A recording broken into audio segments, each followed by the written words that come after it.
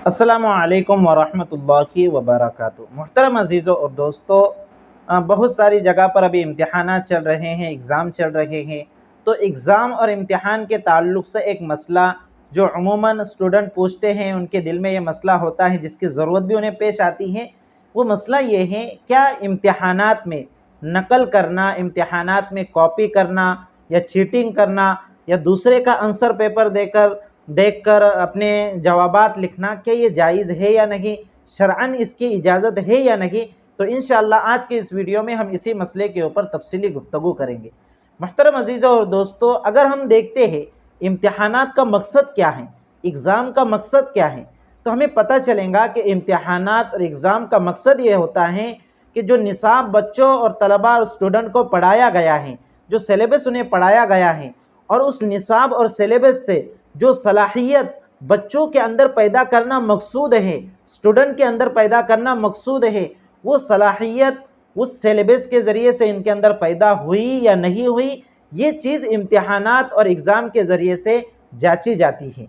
अब अगर कोई स्टूडेंट, अब अगर कोई तालिब इल्म, अब अगर कोई बच्चा इम्तिहान और एग्ज़ाम में चीटिंग करता है, कॉपी करता है या दूसरे के आंसर पेपर को देखकर अपना जवाब लिखता है, दूसरे की जवाबी कापी को देखकर अपनी जवाबी कापी में जवाब उतारता है, नकल नवेसी करता है, तो मेरे अजीज़ और दोस्तों, भाइयों और बहनों, उसका यह अमल खिलाफ कानून भी है और खिलाफ शरीयत भी है। शरीयत में इसकी बिल्कुल भी गुंजाइश नहीं है, ये नाजायज़ है।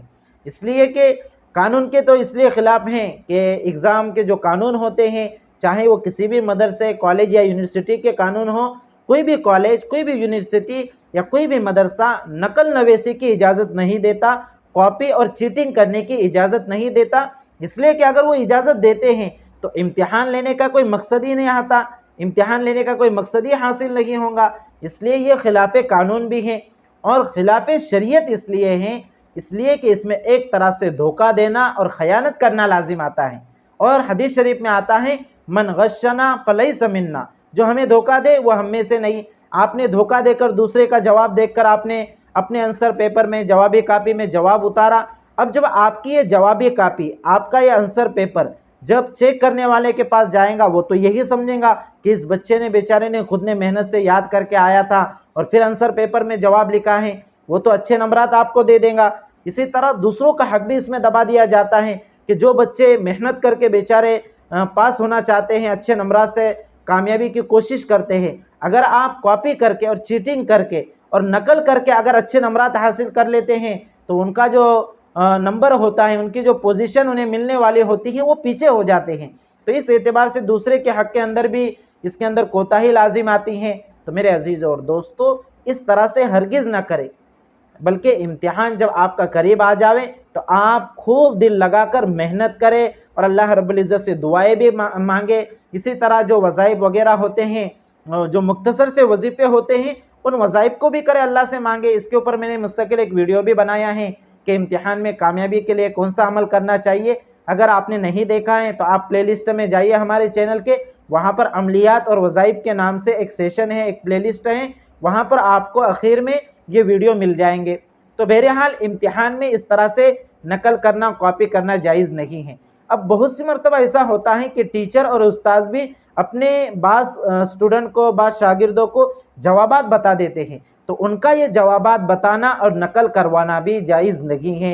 इसलिए कि जब आपने ये समझ लिया कि नकल करना और कॉपी करना, चीटिंग करना जायज़ नहीं है, गुनाह का काम है, तो अब अगर कोई इसके ऊपर ताउन करता है, मदद करता है, उसकी हेल्प करता है, तो ये कुरान की रूह से नाजायज़ है। ताअवुनु अलल बिर्रि वत्तक़वा वला ताअवुनु अलल इत्मि वल उद्वान। कुरान करीम का हुक्म यह है कि नेकी के काम में, बिर के कामों में एक दूसरे की मदद करो, गुनाह के कामों में एक दूसरे की मदद मत करो। तो यहाँ पर अगर कोई टीचर अपने स्टूडेंट को नकल करवा रहा है या कुछ क्वेश्चन के आंसर बतला रहा है, तो ये शरई एतबार से भी जायज़ नहीं है और कॉलेज और यूनिवर्सिटी के कानून के भी खिलाफ है। इसलिए इस तरह नहीं करना चाहिए। मेरे अजीज़ और दोस्तों, आदमी अगर पूरे साल मेहनत करता रहे तो इम्तिहान के वक्त फिर कोई उसे दुश्वारी पेश नहीं आती। उमूमन इम्तिहान के मौके पर कॉपी और चीटिंग करने की ज़रूरत उन स्टूडेंट को पेश आती है जो पूरे साल मेहनत नहीं करते, किताबों को खोल कर नहीं देखते, बस टाइम पास करते हैं, वक्त ज़ाये करते हैं, माँ बाप ये समझते हैं कि हमारे बच्चे स्कूल और कॉलेज में जाकर पढ़ रहे हैं और बच्चे वहाँ पर जाकर वक्त को ज़ाय करते हैं, लेक्चर को गौर से सुनते नहीं हैं, याद करते नहीं हैं, जो होमवर्क दिया जाता है वो होमवर्क करते नहीं हैं और फिर इम्तिहान के वक्त परेशान होते हैं।